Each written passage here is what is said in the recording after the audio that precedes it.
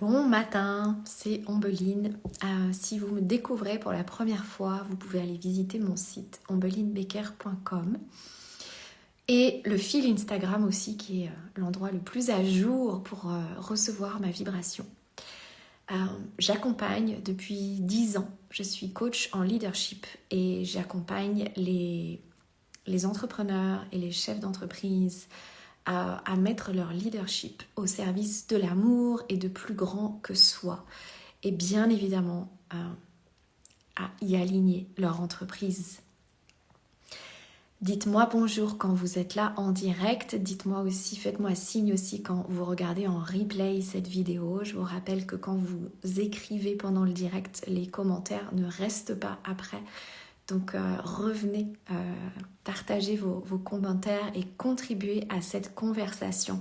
C'est aussi ma façon à moi de recevoir en échange de ce que je vous partage, de ce contenu que je vous partage sur les réseaux.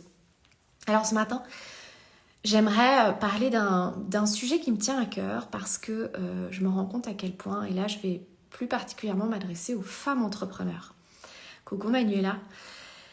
Parce qu'en fait, je me faisais la réflexion à quel point les femmes, entrepreneurs ou pas, mais on a toujours un sujet, et on a plus particulièrement 2 sujets qui nous amènent à contrôler notre évolution, notre expansion, notre carrière, et donc notre contribution, ou la façon qu'on a de contribuer. Et ces 2 sujets, c'est la maternité, parce que souvenez-vous, en fait, quand vous étiez plus jeune, peut-être même avant de travailler ou pendant vos études, si vous en avez fait, à quel âge vous avez commencé à réfléchir à comment concilier le moment où vous allez tomber enceinte et votre carrière professionnelle. Prenez conscience, en fait, de ça, de ce sujet de la maternité et de vous rappeler à quel âge vous avez commencé à vous préoccuper de ça, de savoir comment vous alliez concilier ce moment de la grossesse avec la carrière que vous désiriez. Et en fait, je me rends compte que dans ma communauté, ce sujet reste en fait sur celles qui n'ont pas d'enfants, ou alors elles n'en veulent pas. Mais il y a un autre sujet qui est équivalent, c'est le statut de la micro-entreprise. Et ce statut de la micro-entreprise, qu'est-ce qu'il nous emmerde en fait ? Alors, il y a énormément d'avantages parce que, voilà, c'est un statut qui minimise les charges, etc. Mais en fait, le fait qu'il y ait un plafond, c'est vraiment en kikinant parce que les femmes entrepreneurs l'utilisent pour nourrir leurs doutes. Est-ce que je vais dans l'expansion ou est-ce que je ne vais pas dans l'expansion ? Et donc, je voulais remettre les choses un petit peu au clair ici, dans ce live aujourd'hui. Parce qu'en fait, c'est pas une question de montant, c'est pas une question de est-ce que je choisis de faire moins de 34 400 € pour pas dépasser le plafond de la TVA, la franchise de TVA, ou est-ce que je m'en fous et est-ce que je continue ? Et si je continue, je sais que va falloir que je dépasse les 100 000, voire les 150 000 € pour vraiment être rentable dans mon activité. En fait, ça nourrit la croyance d'avoir un choix à faire. Mais vous n'avez pas de choix à faire. Ça crée en fait un clash dans cette notion d'expansion, où on a l'impression qu'on doit décider d'un montant financier. On a l'impression qu'on doit s'engager dans une expansion financière. Mais ce n'est pas une question d'expansion financière. C'est pas à vous de choisir un montant. Alors que vous soyez installé depuis 10 ans, 15 ans, 20 ans ou que vous soyez en cours d'installation, c'est pareil, ce sujet de fixer un montant. Alors moi, il y en a qui me disent, moi si j'arrivais à générer 2 000 ou 3 000 € par mois, déjà ça serait super. Et il y en a d'autres qui, au bout d'un certain temps, disent « Ben non, en fait, moi j'ai envie de plus. Moi, je m'autorise à viser les 10 000, les 20 000, les 50 000 € par mois. » En fait, je voudrais vous amener à un endroit, là, dans ce live, où que ce soit 2 000 ou 50 000, c'est la même chose. Le vrai sujet, il est de vous mettre dans un état de réception de la vision de votre entreprise.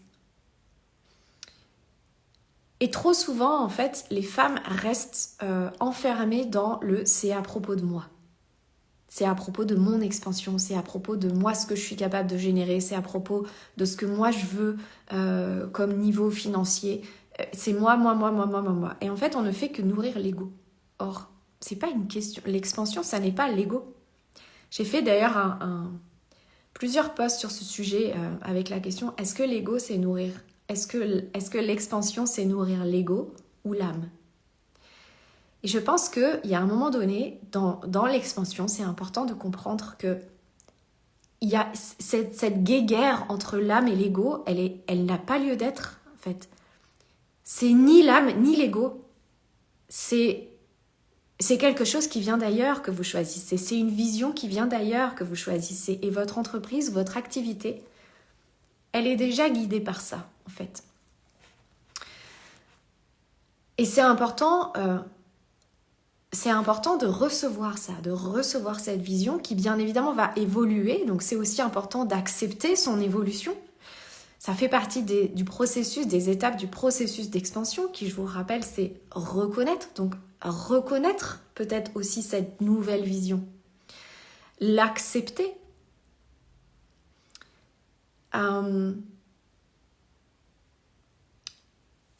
S'engager à suivre cette vision. Et bien souvent d'ailleurs, vous voyez, moi la dernière fois que j'ai reçu la vision de mon entreprise, la vision de nous, que j'ai commencé à vous partager d'ailleurs, la vision de nous que j'ai reçue, quand je laisse la vision arriver, que j'écris ça sur mon cahier, bien évidemment que j'y mets un montant financier. Mais en fait, le montant n'a aucune importance. Que un jour l'entreprise fasse ce montant ou qu'elle fasse 2 fois moins, je m'en fous en fait. Oui. Je pense que le montant financier montre l'envergure que cela peut prendre. Mais il ne faut pas s'y accrocher. Et à regarder comment cette vision finalement, tous les critères que vous avez, la façon qu'on a de décrire la vision, finalement ces critères sont déjà présents ici et maintenant. C'est ça qui est extraordinaire en fait.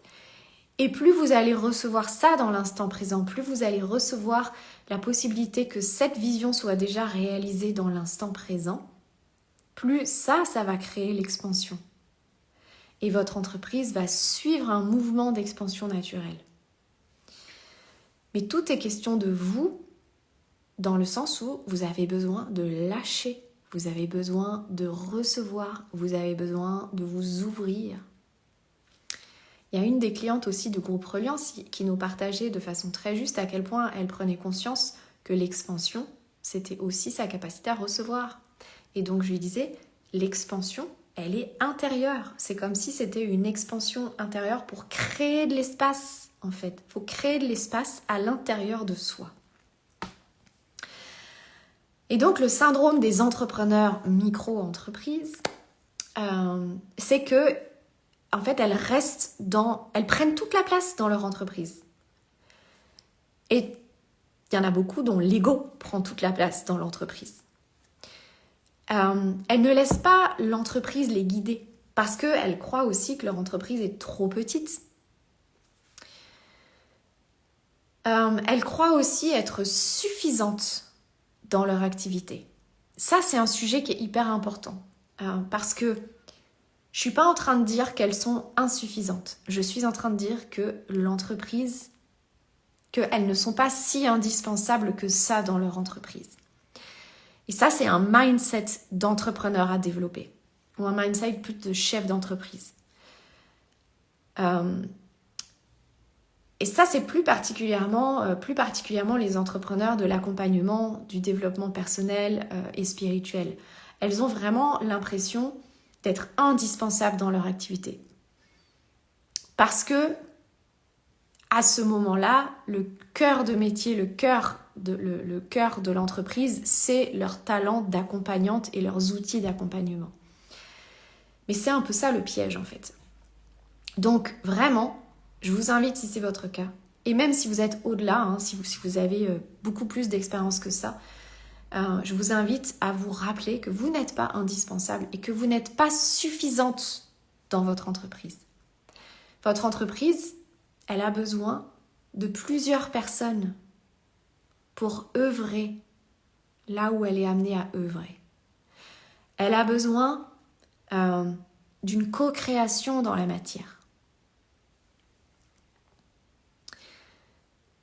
Et un dernier point aussi, c'est que toujours dans ce milieu de l'accompagnement, ce type d'entrepreneurs sont spirituels, travaillent énormément avec l'intangible, l'invisible, leur guidance.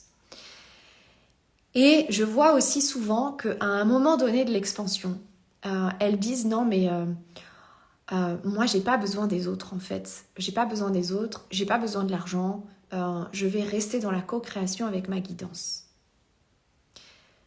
Oui, mais là on risque aussi de tomber dans l'ego spirituel. Et on en oublie la façon que cette guidance a de nous accompagner. Oui, on reçoit les choses de façon intuitive.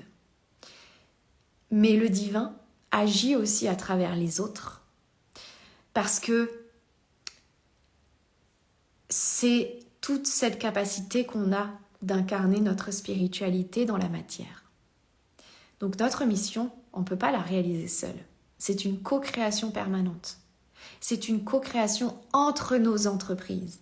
Moi, j'aime amener cette vision que mon entreprise Nous,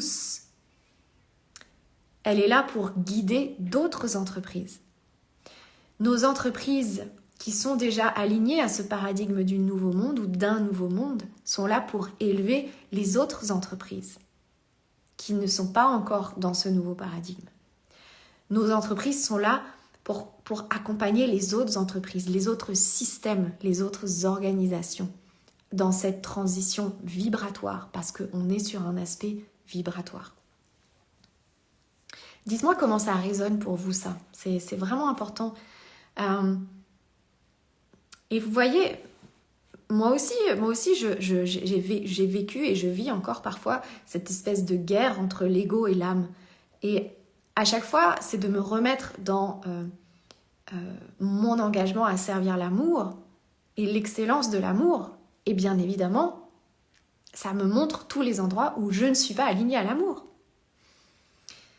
Il y a aussi beaucoup de personnes en ce moment qui utilisent un petit peu ce système à l'américaine où on est là pour critiquer l'autre, on est là pour critiquer le concurrent pour montrer que nous, on est mieux.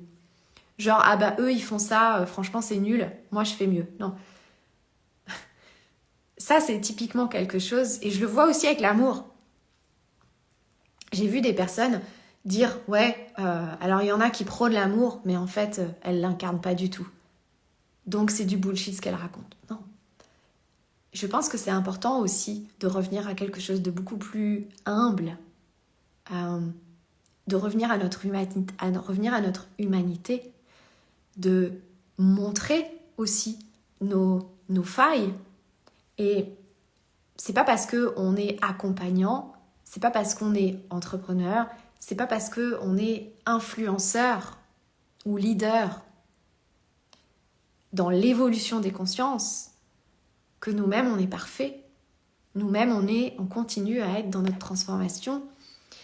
Et c'est ça que je voulais vous dire ce matin aussi, c'est que moi j'ai accepté l'évolution de mon entreprise, j'ai accepté que sa mission évolue, j'ai accepté que sa structure et sa forme évoluent. Ça m'a pris du temps d'accepter ça. Parce que forcément, c'est venu me challenger sur ce que j'étais pas prête à lâcher, c'est venu me challenger sur la posture que je devais évoluer, qui devait évoluer pour que je reste la capitaine en fait de cette entreprise et de ce navire. J'ai accepté de changer mon message. Mon message avant, c'était l'intégrité. Mon message aujourd'hui, c'est l'amour. Mais en fait, c'est logique, parce que sans intégrité, il ne peut pas y avoir d'amour. L'intégrité, c'est la base de l'amour. Et forcément, depuis que je me suis plus particulièrement engagée à servir l'amour, là, ça date de cet été, ça me challenge sur partout où moi-même, je ne suis pas en mesure de recevoir l'amour, de le transmettre. Et surtout, ça me montre en fait tout ce qui n'est pas amour. Ça me montre là où j'ai des difficultés aussi à être amour. Notamment dans ma relation avec Edgar. C'est mon challenge à moi. Voilà, on a toutes nos... Mon challenge à moi, c'est la maternité et le lien à mon corps et à ma santé. Je ne prends pas assez soin de moi. Ce rapport à l'alimentation, en fait, aujourd'hui, me montre à quel point je ne suis pas prête à recevoir et à me faire recevoir des choses de bonne vibration. Voilà, bon, c'est encore un autre sujet, mais donc je vous partage ça pour vous montrer à quel point, quand on choisit de s'engager quelque part, forcément, ça nous montre partout où on n'est pas encore en mesure de s'engager, où on n'est pas encore prêt à incarner ça. Et donc, c'est là où il faut continuer sa transformation. Je ne vais pas me dire, non, je renonce à l'expansion parce qu'en fait, je ne suis pas capable ou parce qu'en fait, finalement, ça ne fait pas sens. Non, c'est à chaque fois, je me remets dans l'instant présent. Et un dernier sujet, c'est aussi que ça me montre partout où je contrôle ce que je crois être l'amour. Et ça, c'est aussi valable dans mon entreprise. Depuis que je me suis engagée à servir l'amour, et quand je dis servir l'amour, pour moi, c'est l'excellence de l'amour, parce que servir l'amour, il y a plusieurs niveaux. Donc depuis que je me suis engagée à ça, et que j'ai compris en fait que mon entreprise, elle était déjà alignée à ça. C'est moi qui étais en retard. Et ça aussi, c'est une différence entre le mindset micro-entrepreneur et chef d'entreprise. C'est une différence parce que quand on est micro-entrepreneur ou quand on a ce mindset-là, je vous dis ça parce que moi, je n'ai jamais été auto-entrepreneur, mais quand on a cet état d'esprit-là, on reste le centre de notre entreprise. Et on reste sur ces questions financières. C'est jusqu'où je vais, de quoi j'ai besoin, qu'est-ce qui serait aligné à mon âme, et en fait, qu'est-ce que mon ego veut, et qu'est-ce que mon ego spirituel me fait poser comme objectif financier. Enfin, ça nous crée tout ce genre de discours qui en fait n'a aucun sens et surtout aucun intérêt. Quand on est dans cette posture plus chef d'entreprise, et qu'on accepte que notre entreprise, dans son énergie et sa vibration, elle est déjà ailleurs en fait, elle est déjà au-delà de tout ça. Et que ça n'est pas une question d'argent ni de chiffres, mais que c'est juste une question de est-ce que je suis prête à suivre le flow ? Est-ce que je suis prête à vraiment monter dans le navire avec elle ? Et la laisser en pilote automatique. Parce que j'ai confiance. J'ai confiance. Et à chaque étape, je vais recevoir son évolution. Dites-moi si c'est clair. Je ne sais pas si c'est clair ce que je vous partage ce matin. Je pense que je veux mettre trop de choses je veux mettre trop de messages dans un seul live.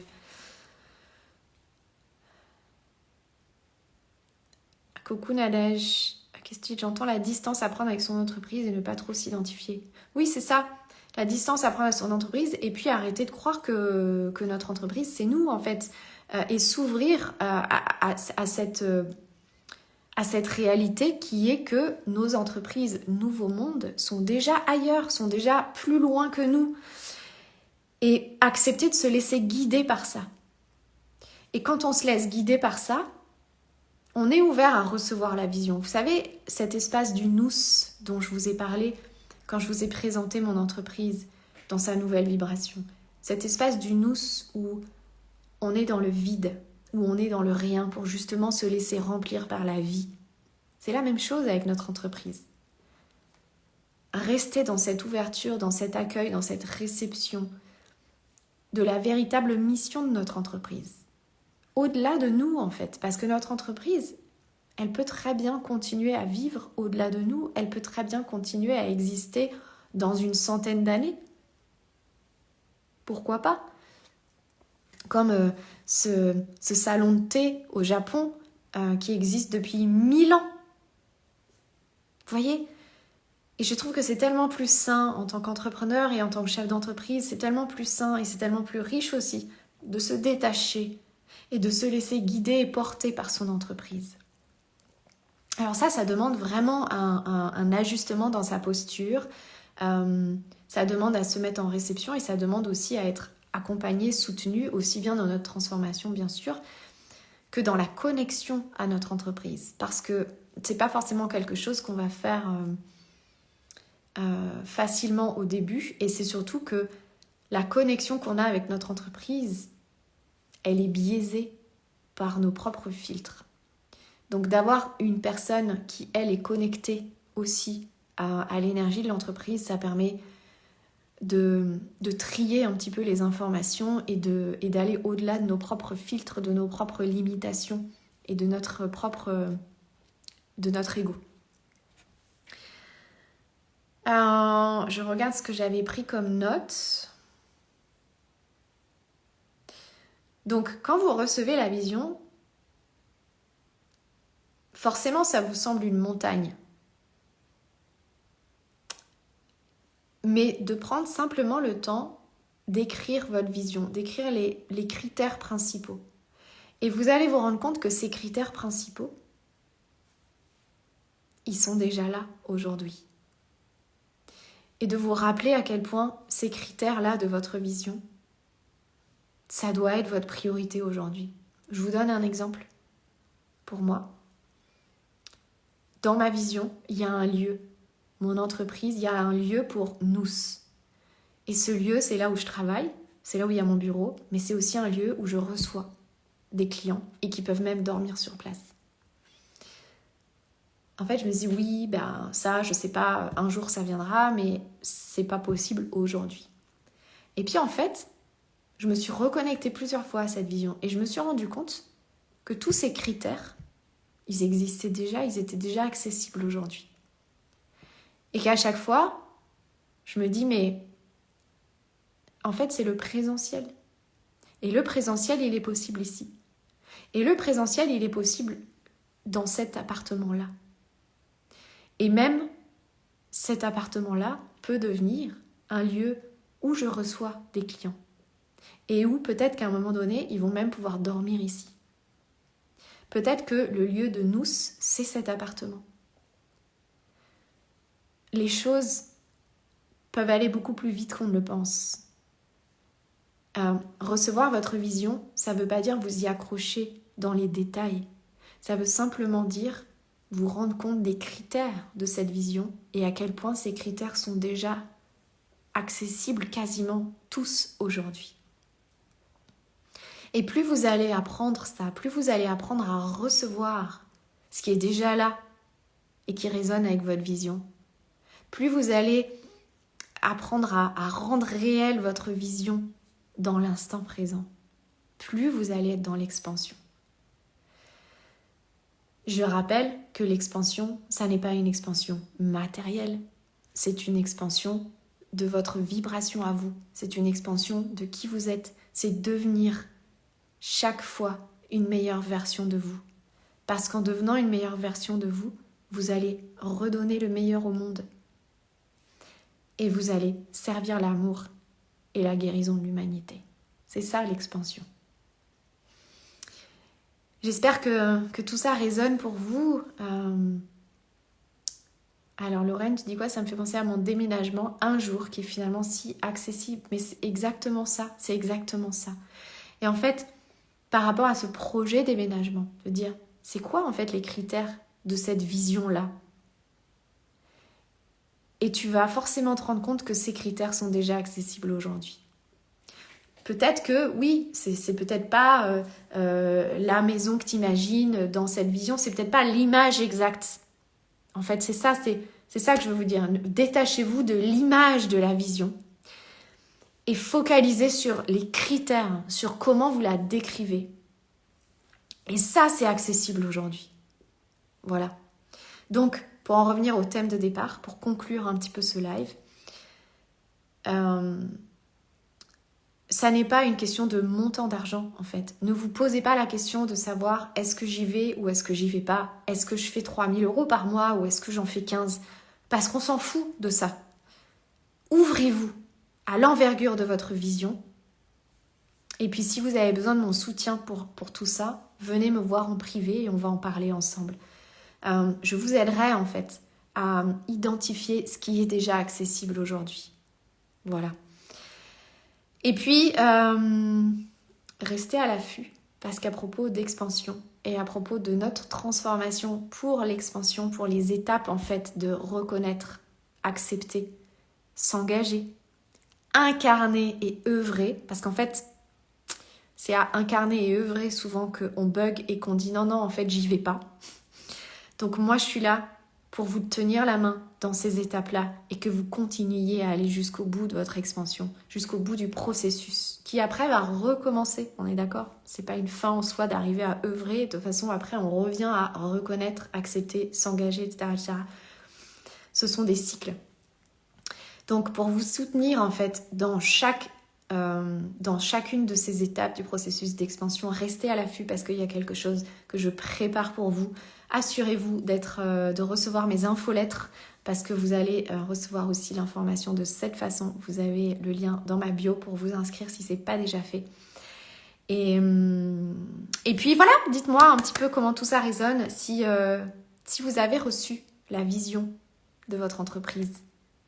Et qu'est-ce qui a fait que jusqu'à maintenant, vous n'avez pas été en mesure de l'accepter pleinement, de vous engager pleinement dans cette vision et de continuer votre transformation et la transformation de votre entreprise pour incarner cette vision et œuvrer à partir de ça.